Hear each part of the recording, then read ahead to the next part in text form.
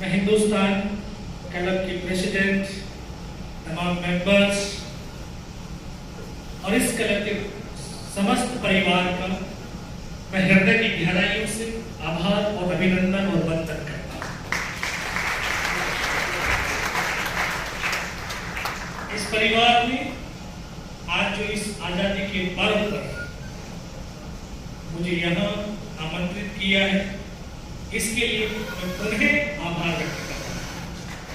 ये आज देश 79 इंडिपेंडेंस डे मना रहा है और देश आजादी के इस पर्व अपने आप में एक गर्व का एहसास कर रहा है, क्योंकि आज तक जो ये आजादी बरकरार रही है तो उन मां भारती के बेटों के बलिदान, शौर्य और पराक्रम की बदौलत रही है, जिन्होंने हर समय इस राष्ट्र को रक्षित और सुरक्षित रखने के लिए निरंतर अपने लहू की धाराओं को इस राष्ट्र को अर्पित और समर्पित किया है, अपनी सांसों को इस राष्ट्र पर कुर्बान किया है। ऐसे उन वीरों को सत सत नमन करने का ये पर्व है। उन माओं को वंदन करने का पर्व है, जिन्होंने अपनी कोख से ऐसे बच्चों को जन्म दिया जो राष्ट्र पर कुर्बान हो गए, और वो माएं अपने आप को बड़ा सौभाग्यशाली समझती हैं। ऐसी उन वीरांगनाओं को नमन और वंदन है, जिन्होंने अपने मां के सिंदूर को इस राष्ट्र पर कुर्बान कर दिया। ऐसी उन वीरांगनाओं को वंदन है, ऐसी उन बहनों को, उन भाइयों को भी नमन और वंदन है, जिन्होंने अपने राखी के बंधन को और अपने कंधों को इस राष्ट्र को समर्पित किया है। आज उन्हीं की बदौलत हम इस आजादी के पर्व को मना पा रहे हैं और इस आजादी की सांसों को और सपनों को जी पा रहे, बुन पा रहे हैं, उन्हीं की बदौलत।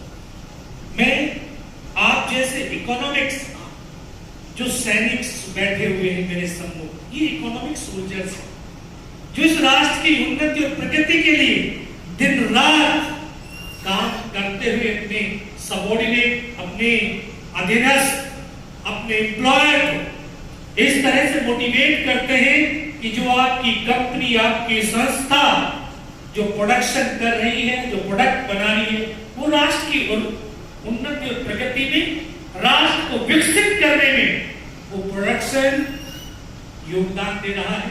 और आप एक नए तरीके से भारत को बुन रहे हैं, इस भारत का नया निर्माण कर रहे हैं। ऐसे योद्धाओं को भी मेरा नमन और वंदन। इस पश्चिम बंगाल की धरती को नमन, सुभाष चंद्र बोस की धरती को नमन। नेताजी एक ही नेताजी हुए, नेताजी सुभाष चंद्र बोस। आज तक दूसरा नेताजी इस धरती ने पैदा नहीं किया है। ऐसी धरती पर जब भी आता हूं तो अपने आप को बड़ा गौरवान्वित महसूस कर पाता हूं।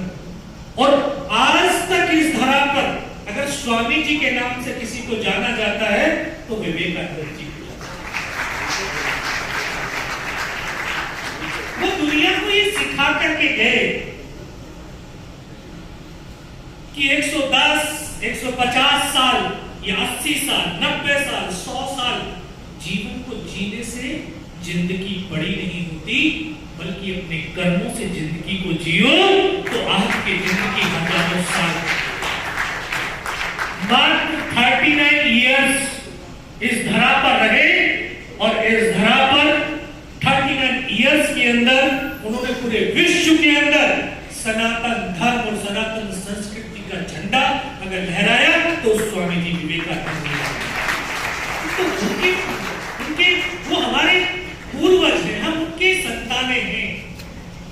तो हमारी ये संतान का कर्तव्य और दायित्व बनता है कि उन्होंने जो हमारे बुजुर्गों ने जो रास्ता बनाया है उस रास्ते पर चले और अपने भारत की एक नया इतिहास रचने में अपना योगदान हम दे सके, तो यही हमारा सबसे बड़ा काम। कल से मैं जब यहाँ पर आया तो बहुत सारे जो मित्र हैं, भाई लोग हैं, बड़ी चर्चाएं करने, बोला सर सवाल भी बहुत उठ रहे हैं, ये तुम क्या करें, आप यहाँ पे बैठे हैं तो क्यों बैठे हैं, जरा बताओ क्यों बैठे हैं? मुझे सुनते बस अभी सुन करके यहाँ से बाहर जाओगे या अभी यहाँ ताली बजाओगे और घर जाकर के सो जाओगे और कल भूल जाओगे। हाँ, ये हमारी आदत है।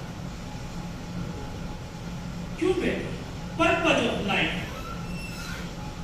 आपके जीवन का उद्देश्य है और आज के दिन का उद्देश्य है। जब तक पर्पज, किसी भी चीज का हमें पर्पज नहीं मालूम होगा या उस पर्पज को हम नहीं महसूस करेंगे, तो हमारे अंदर जो हमारी एनर्जी है, साइंस एनर्जी कहती है और आध्यात्म उसको सोल कहता है, आत्मा कहता है, वो इकट्ठी नहीं होती। तो पर्पस से पैशन जागृत होता है, जुनून कि हम आज का जो पर्पस है, इस पर्पस जो आज ये इंडिपेंडेंस डे का पर्पस पर आप यहाँ पर हम बैठे हैं, तो ये पर्पस ये लेकर के जाना है कि मुझे अपने जीवन में जुनून पैदा करना है। अगर आपके अंदर वो जुनून पैदा हो गया, जुनून जिद्दीपन होता है, जिद्दी पागलपन जिसको जिद्दी, ऐसा जिद्दीपन जहां 14 साल का लड़का खेतों में बंदूक बो रहा होता है, पिता कहते हैं बेटा क्या कर रहा है, बोले बंदूक बो रहा है।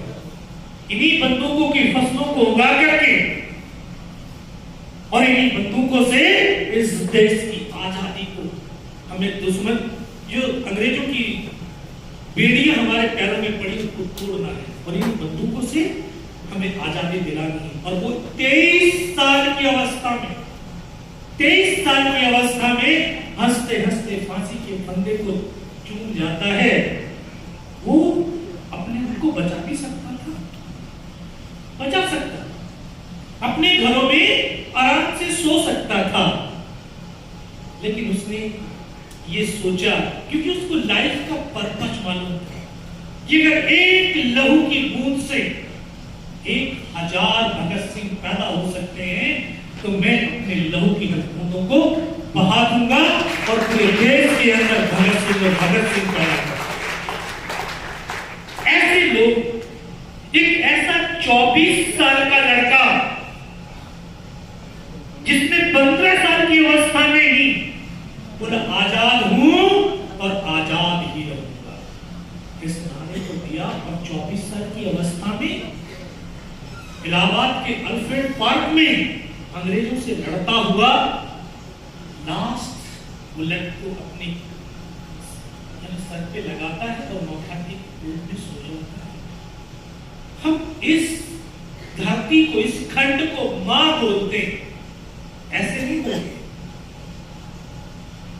ये जीता जागता महापुरुष है, ये मां है, ये कंकर और मिट्टी वाली नहीं है। हम जितनी इससे मोहब्बत करते हैं उससे कहीं ज्यादा ये हमसे मोहब्बत करती है।